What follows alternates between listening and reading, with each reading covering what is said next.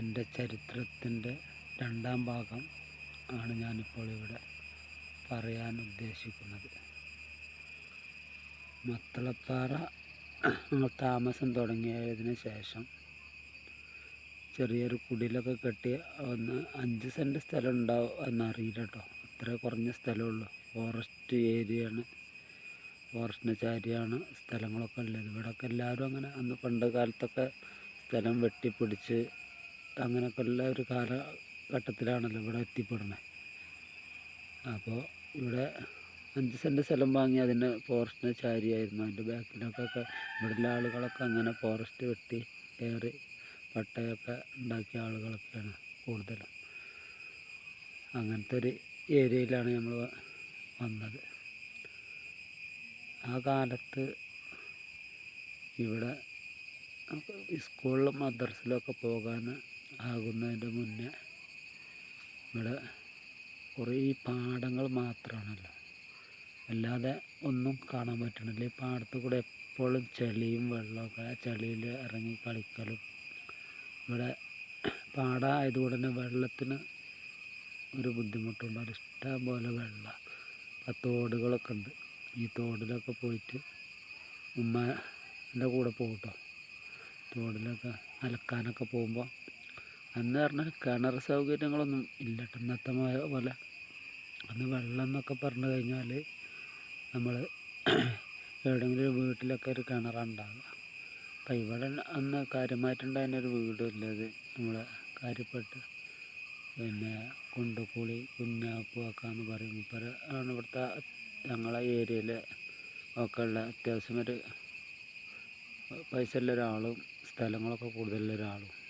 മൂപ്പരെ വീട്ടിലെ പണിക്കാരായിട്ടാണ് ഇവിടെ ഈ പ്രദേശത്തൊക്കെ ഒരുപാട് ആളുകൾ വന്ന് താമസം തുടങ്ങി കേട്ടോ. മൂപ്പരുടെ സ്ഥലത്തിൻ്റെ അതിർത്തി കൂടെയൊക്കെ എല്ലാവർക്കും കുറച്ച് സ്ഥലം അങ്ങനെ കൊടുത്തിട്ട് ആളുകൾ വന്ന് താമസം തുടങ്ങിയതാണ്. മൂപ്പരെ വീട്ടിൽ തന്നെ കൂടുതൽ ആൾക്കാർക്കും ജോലി ഉണ്ടാകുക. ഈ നെൽകൃഷി ഒക്കെ ഉണ്ടാക്കാൻ വേണ്ടിയിട്ട് ആളുകളൊക്കെ അവിടെ ചെല്ലും. അപ്പോൾ അവിടെ തന്നെയാണ് കിണറും കാര്യങ്ങളൊക്കെ ഉണ്ടാകുക. വെള്ളമൊക്കെ അവിടെ നിന്നാണ് ഏറ്റിക്കൊണ്ടുവരുന്നത്. അപ്പോൾ അവിടെ പോയിട്ട് വെള്ളമൊക്കെ ഉമ്മയും ഒക്കെ ഏറ്റിക്കൊണ്ടുവരും. അപ്പോൾ വരുന്ന വൈക്കൽ തന്നെയാണ് അലക്കാനുള്ള കുളിക്കാനൊക്കെ ഉള്ള സൗകര്യമില്ല, തോടില്ല. ഇന്നതൊക്കെ റോഡായി മാറിയിട്ട് ആ സ്ഥലമൊക്കെ. അന്നതിൽ ഒരു ഇട്ടിലി എന്നാണ് പറയുക, ചെറിയ ഇടവഴികൾ. ആ ഇടവഴിയിൽ ഒരു പാറ ഒക്കെ ഉണ്ട്. അതിൽ വെള്ളം ഇങ്ങനെ ഒഴുകിപ്പോൾ അവിടെ കുറച്ച് വെള്ളം കെട്ടി നിൽക്കുന്ന സ്ഥലങ്ങളാണ്. അവിടെ ഇറങ്ങി കുളിക്കുകയൊക്കെ ചെയ്യും, അലക്കലൊക്കെ ഉണ്ടാവും. അങ്ങനെ വെള്ളം കൊണ്ടുവരാനും ആ റൂട്ടിൽ തന്നെ പോവുക. അവിടുന്ന് അങ്ങനെ അലക്കലും കുളിയൊക്കെ കഴിഞ്ഞ് വെള്ളം കൊണ്ടൊക്കെ വീട്ടിലേക്ക് ഒന്ന് ഏറ്റിക്കൊണ്ടുവരണം. എല്ലാ കാര്യത്തിനും വെള്ളം ഏറ്റിക്കൊണ്ടുവരണം. ഇന്നിപ്പോൾ നമുക്ക് പറഞ്ഞാൽ വെള്ളം ഒക്കെ ഓരോ വീട്ടിലും കിണർ, കുഴൽക്കിണറുകൾ ഒക്കെ ആയി. അന്നതൊന്നുമില്ല. അപ്പോൾ ഇന്ന് പാചകമൊക്കെ ചെയ്ത് അതിനൊക്കെ വെള്ളം വേണമല്ലോ. ബാത്റൂമിൽ പോകണമെങ്കിൽ ബാത്റൂമൊന്നും ഇല്ല. ബാത്റൂം പറഞ്ഞാൽ ഇന്നത്തെ കാലത്തുള്ള ബാത്റൂമുകളൊന്നും അന്നില്ല. നമ്മൾ തൊട്ടടുത്ത ഫോറസ്റ്റിലേക്ക് രാവിലെ എണീറ്റ് പോവുക, പോയിട്ട് ഒരു പാത്രത്തിൽ വെള്ളം കൊണ്ടുപോവുക. അങ്ങനെയൊക്കെയാണ് അന്നത്തെ നമ്മൾ ബാത്റൂം സൗകര്യം ഉണ്ടായിരുന്നു. അങ്ങനെ ഇവിടെ എല്ലാം ഒരുപാട് കൃഷിക്കാരും ജോലിക്കാരും ഒക്കെ ഈ തറവാട്ടിലോ കുഞ്ഞാപ്പുവക്കൻ്റെ തറവാട്ടിലായിരുന്നു ജോലിയൊക്കെ ചെയ്തിരുന്നു. അവരെ തറവാടിൻ്റെ ബാക്ക് വശത്ത് കുറച്ച് ഒഴിഞ്ഞ സ്ഥലമുണ്ട്. അവിടെയാണ് കുട്ടികൾ കളിക്കലൊക്കെ. അപ്പോൾ ഞാനൊക്കെ പറ്റ ചെറുതാണ്, എനിക്കൊന്നും സ്കൂളിൽ പോകാനും കൂടി ആയിട്ടില്ല. ആ ടൈമിലൊക്കെയാണ് നമ്മളവിടെ വന്നത്. അങ്ങനെ അവിടെ വല്ല കളികളൊക്കെ നടക്കും.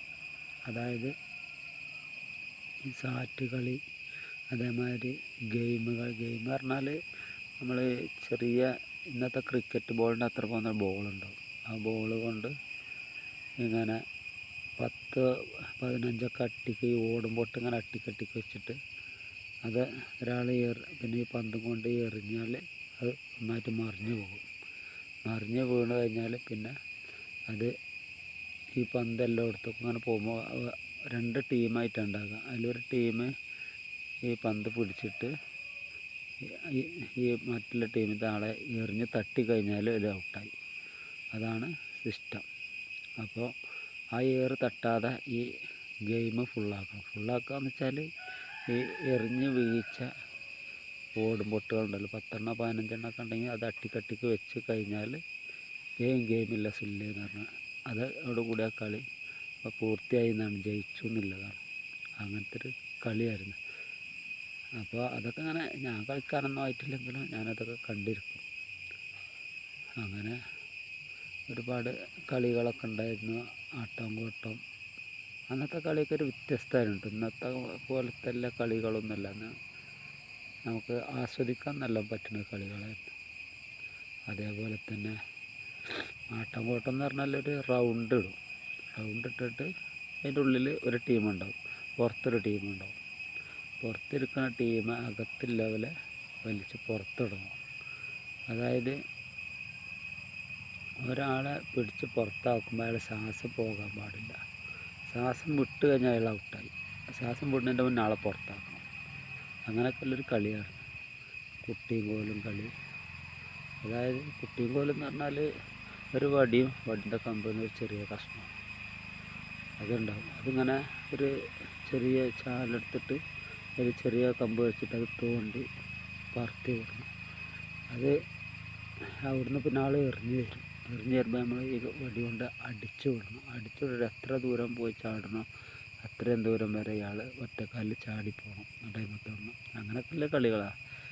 രസമായിരുന്നു. കുറച്ച് അപകടം പിടിച്ച കളികളുമാണ്, എന്നാലും കളികളൊക്കെ രസമുള്ള കളികൾ തന്നെ. അത് കഴിഞ്ഞാൽ ഊഞ്ഞാൽ പറഞ്ഞാൽ ഇന്നത്തെ മാതിരി കയറ് കൊണ്ടുള്ള ഊഞ്ഞാലൊന്നും ഇല്ല കേട്ടോ. നല്ല പനമ്പിൻ്റെ വള്ളിയൊക്കെ കാട്ടിൽ പോയി കുറച്ച് മുതിർന്ന ആളുകൾ കൊണ്ടുവരും. നല്ല നീളത്തിലുള്ള മരത്തുമ്മലാണ് ഊഞ്ഞാലുണ്ടാക്കുക. ഊഞ്ഞാലുണ്ടാക്കിയിട്ട് അതിലാടാൻ ഒരുപാട് ആളുകൾ ഉണ്ടാവും കേട്ടോ. അങ്ങനെ ഉന്തി വിട്ടാൽ ഒരുപാട് ലോങ്ങ് പോകും. അതിങ്ങനെ തിരിച്ച് വരുന്നതൊക്കെ അതൊക്കെ വല്ലാത്തൊരു അനുഭവമാണ്. ഇന്നൊന്നും അങ്ങനത്തെ രസം കിട്ടണില്ല. അത് ആ രസം കിട്ടണം എന്നുണ്ടെങ്കിൽ പറഞ്ഞാൽ അറിയില്ല, എത്രത്തോളം പറഞ്ഞാലത് ശരിയാവും. അങ്ങനത്തെ കളികളൊക്കെ ഉള്ളൊരു കാലം.